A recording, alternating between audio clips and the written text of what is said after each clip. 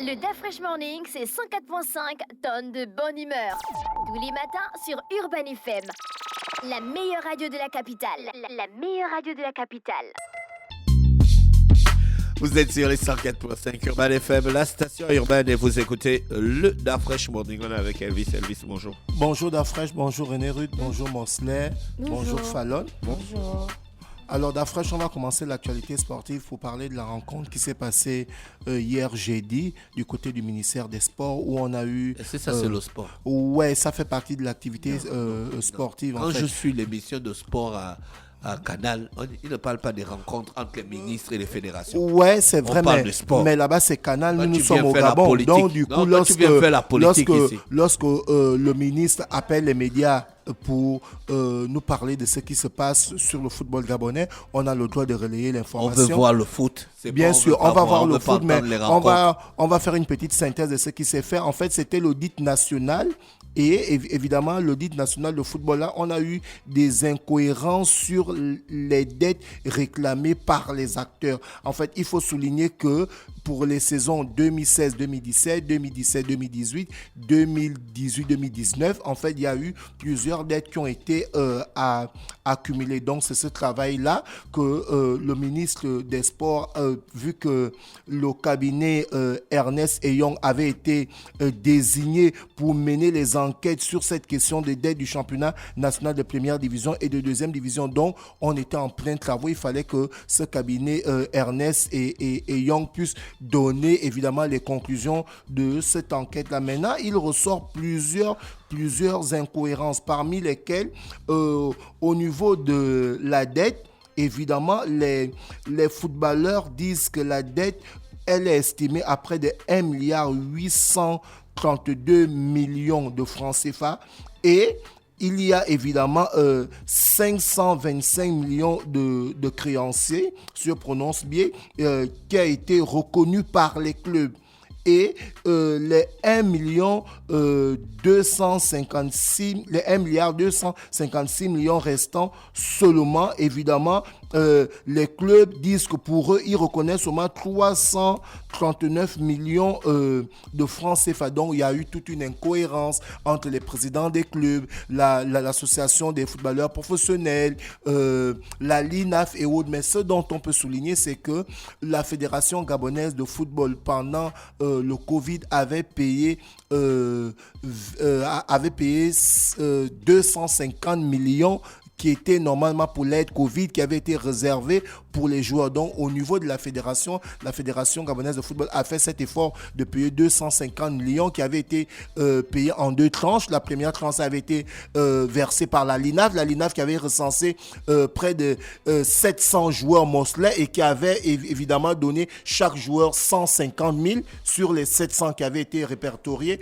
Et la deuxième tranche avait été reversée aux clubs et les clubs qui avaient reversé cet argent aux joueurs. Et on a pu avoir le point de vue de Bouka, un des représentants de l'association des footballeurs professionnels du Gabon, qui a dit pour la deuxième tranche, il n'avait pas reçu normalement la totalité. Parce que lorsque les 250 millions qui avaient été versés par la fédération et que la LINAF avait payé la première tranche de 125 millions, chaque footballeur avait reçu 150 000. Et la deuxième tranche qui avait été remise au club, et bien, chaque joueur avait reçu 30 000. Donc, du coup, et de l'autre côté, on a eu le représentant des arbitres du Gabon qui a aussi exprimé son mécontentement en disant que la LINAF devait des dettes et autres. Et aussi, on a aussi eu les représentants de la Ligue nationale de football et évidemment le personnel qui travaille là-bas. Donc, chacun a pu donner son point de vue et on était dans une cacophonie totale. Et suite à ça, le ministre de la Jeunesse des Sports, M. Franck Guéma, a demandé qu'on puisse repousser le travail et pour que dans un mois, les solutions puissent être apportées pour que nous puissions sortir, pour que évidemment l'État puisse sortir de cette grande crise. Parce que là derrière, on a des anciens footballeurs, certains qui sont décédés, qui n'ont pas pu avoir leur salaire. Et on a souligné que beaucoup de joueurs nous faisaient savoir qu'il y a des clubs, des présidents des clubs qui ne prennent pas la peine de faire signer les joueurs les contrats. Et c'est un peu, on ne va pas dire dire la conclusion, mais c'est un peu ce blocage que a souligné le cabinet Ernest et Young qui disait, selon le cabinet Ernest et Young, 3 constats expliquent ces insuffisances. L'absence de contrat sur la quasi-totalité des dossiers des joueurs soumis sous notre analyse, l'absence de contrat avec leurs clubs respectifs et une défaillance qui se répercute dans l'ensemble des dossiers. Donc, en fait, le cabinet n'a pas pu donner de conclusion, en fait. Donc, il fallait que l'on puisse souligner ce travail-là qui a été remis dans un mois et le ministre des Sports a souligné, il espère que la LINAF va apporter des contrats et le président des clubs va aussi apporter des contrats et chacun va apporter sa pierre à l'édifice pour que lui, lorsqu'il va aller soumettre à la hiérarchie, évidemment, on puisse sortir de ce blocage, de cette dette des saisons 2016-2017, 2017-2018 et 2018-2019. Voilà un peu le petit résumé que je peux sortir, que je peux dire aujourd'hui sur cette rencontre qui s'est passée du côté du ministère de la Jeunesse des Sports pour l'audit national de football.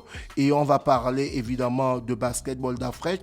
Les sélectionneurs nationaux ont donné la liste des joueurs hommes et dames qui vont participer à l'Afro-CAN et à l'Afro-Basket qui va se passer du 19 au 25 mars du côté de Yaoundé. Alors, pour la sélection gabonaise, nous avons les joueurs suivants. On parle des hommes. On a Daniel Akwe, on a Din Beza Zuma, on a Farel Dimi Diamba, on a Larry Essono qui n'est plus à présenter, on a Tracy Minko, on a Junior Loussou, on a Mouyaru Gaus, on a Gérald Meye Aore, on a Jovele Ngiambama, on a Dovi Pamo et on a Junior Oganda et Omar Sibi.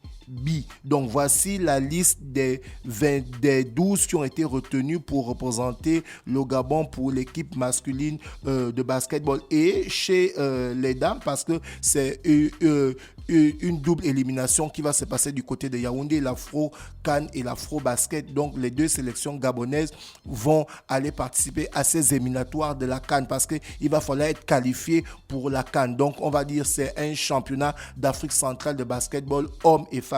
Donc pour la sélection dames, nous avons Abaga Ada Jessica qui évolue du côté de relais basketball. Ensuite, on a Abogué Marlene qui évolue du côté de Galaxy Basketball. Ensuite, on a Ngué Ngwatania qui n'est plus à représenter, qui joue du côté de Galaxy. Ensuite, on a Asongon Essone Grace. On a Wemba Marie Rose. On a Edan Aore Iris. On a Kumba Cecilia.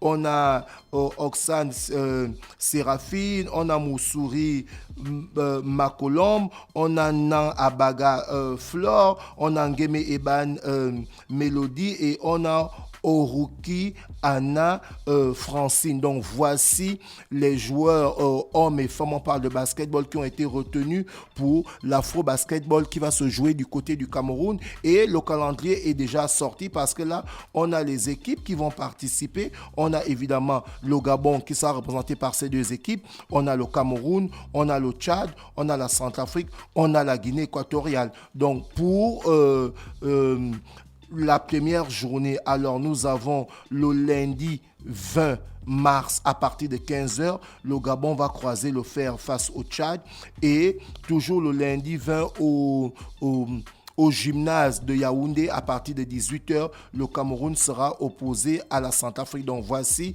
la première journée pour l'Afro-Basketball qui va se jouer du côté du Cameroun du 19 au 25 mars. Nous allons parler du championnat national de première division. On rentre à la 9e journée pour la deuxième division. Alors ce dimanche, on aura des rencontres suivantes. On aura Akanda FC qui sera opposé à Guéna-Soukou au stade Monédan de Ciment à partir de 14h.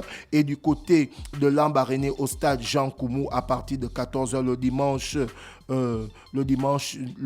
ce dimanche, nous avons Adouma FC qui sera opposé à US Akanda et toujours du côté du stade Jean Koumou à Lambaréné, à partir de 16h, stade Migovéen sera opposé à Ambilanzemi. Les rencontres de Ogoué AC face au IMAC et Panthère du Christ Roi contre Mwanda FC ont été reportés.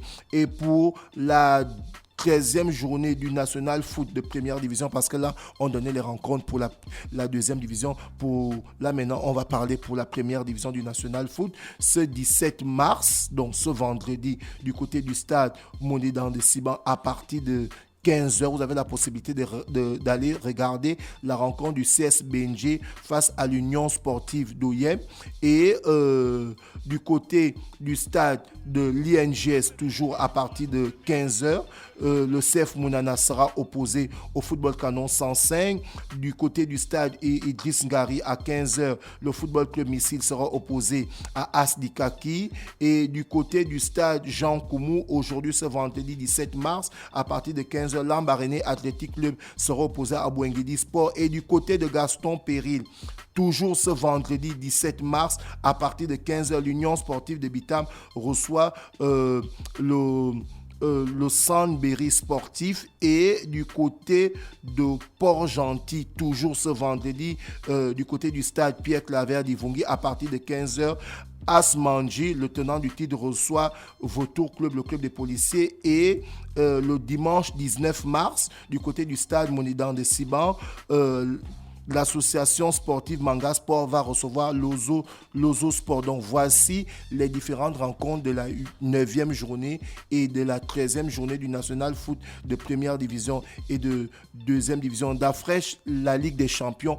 on connaît déjà les qualifiés. Le tirage au sort va se passer ce vendredi. Alors les qualifiés, on en a 8 clubs. On a le Milan, ce qui fait son grand retour. On a le Bayern de Munich qui se retrouve toujours au même niveau. C'est une équipe qui n'a plus rien à prouver. Lorsqu'on parle du Bayern de Munich, c'est toujours les quarts de finale. C'est la même chose que Chelsea qui aligne toujours les performances en Ligue des Champions malgré qu'il soit ce club soit 10e de la Première Ligue. On a le Benfica aussi qui est du côté des quarts de finale. On a le Real de Madrid, le tenant du titre, qui est toujours en quart de finale. On a Naples qui a créé la surprise pour la première fois qui se qualifie pour les quarts de finale de la Ligue des Champions de son histoire. On a l'Inter qui retrouve ce niveau que l'Inter n'avait plus connu. Et on a Manchester City. Donc voici ces 8 clubs qui sont qualifiés pour les 8e de finale de la Ligue des Champions européenne.